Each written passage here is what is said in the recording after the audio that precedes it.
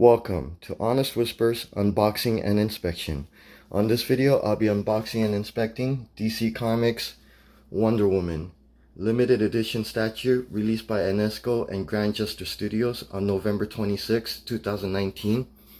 This is a limited edition of 1,500, approximately 18 3/4 inches tall, designed by Joe Jung, sculpted by Joe Jung, Matt Beutler, and Teng, and it was painted by Knevelbaard.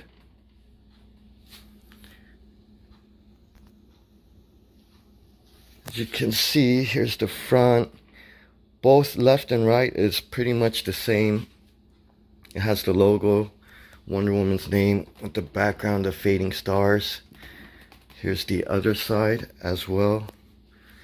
And then the back shows you a close-up of Wonder Woman, and then some of the details as far as the team that sculpted and painted it. The top is pretty much just Wonder Woman's name, statue. Of course, the spear kind of folds into that, which is pretty nice. And then it has a flap design for the opening. And then the bottom, it just has the UPC code and everything. Doesn't have the box numbered.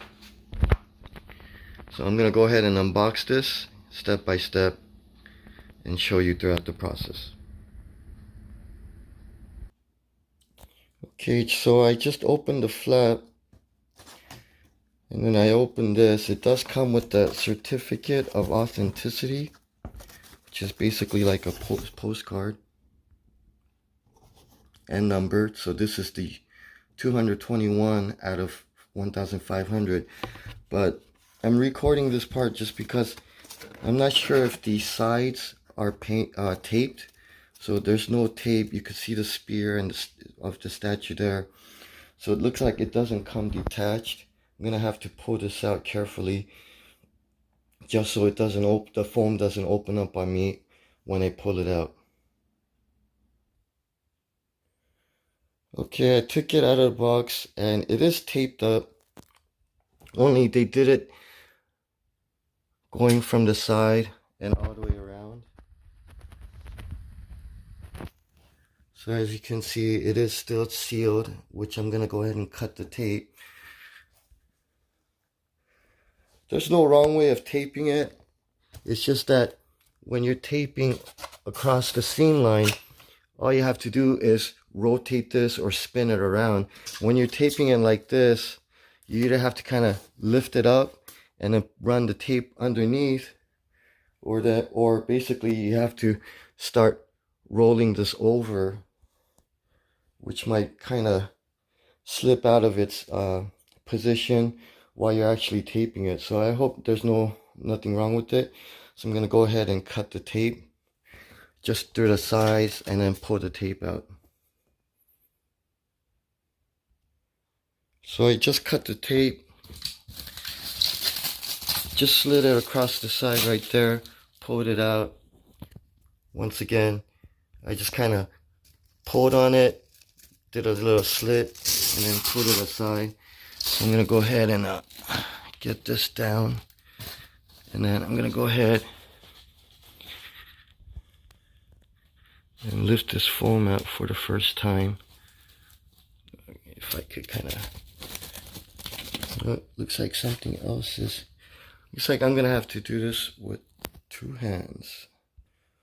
Okay, so before pulling it out all the way, I took a little peek. I realized that it was upside down. So now I flip this over. She's on her back now. And then looks like I could probably just pull this out. There you go. Looks like I'm gonna have to.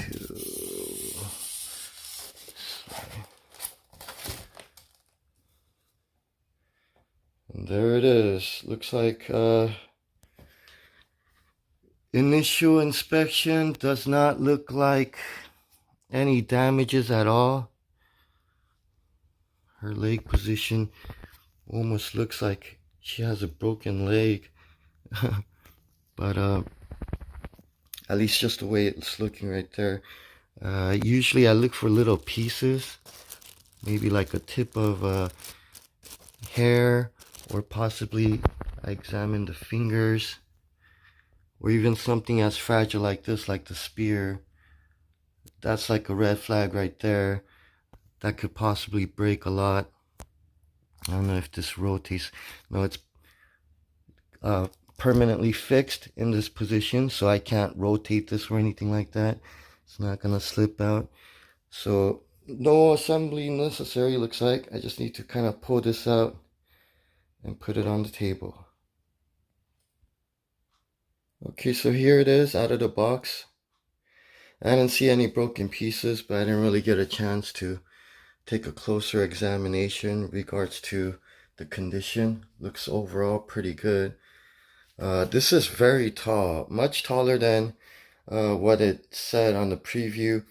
I actually said in the beginning 18 and 3/4 inches, but it turns out the figure itself from the bottom of the base to the top of the head is 15 inches, and then the tip of the spear, it adds and totals up to 20 and a half inches tall. So this is very tall. It takes up a lot of vertical space, so I have no shelf space unless I actually take a couple platforms and make room to actually display this somewhere. So I'm probably gonna have to repackage this once I'm done with this video. So on here I see a little, almost looks like a little chip. Let me kind of see if it's just a foam. Looks like it was just, yeah, not really any damage, so I'm not worried about that. It looks pretty straight. Like right here, it looks like there's a chip, but it's actually, well, yeah, it does look like a, doesn't look like a chip, but molding issue, slight molding issue. Nothing where I would want to return or go through the hassle of return. So it does kind of look like a chip right there, or a molding issue as well. And it's a little bit slanted, kind of a little warped, bending that way. Okay, so moving on. No chips or anything on the hair. Better focus there. Now that kind of worries me, but looking at it closely, there are pieces of foam.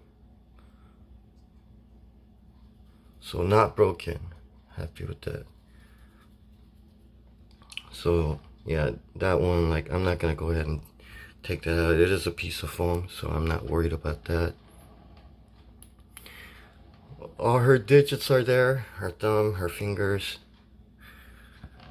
So no issues there. And the butt is amazing, very nicely sculpted. No issues on the feet or leg. There was a statue, Wonder Woman statue a long time ago that had an ankle problem, usually like a hairline crack or something like that.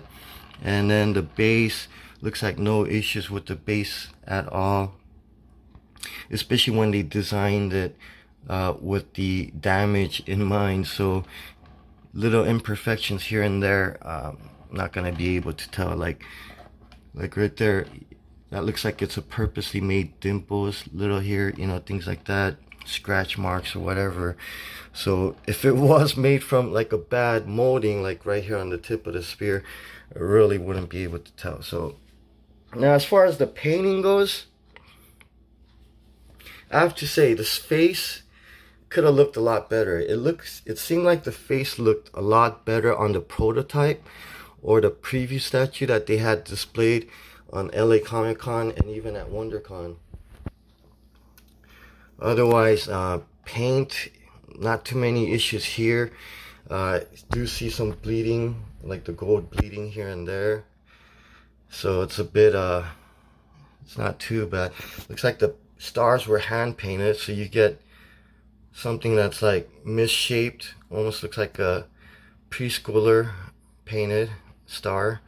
And then while you have other stars that's a little bit more consistent in its shape and form, like this one right here. This one, it's like a 4-point star, sort of, like doesn't even have a point.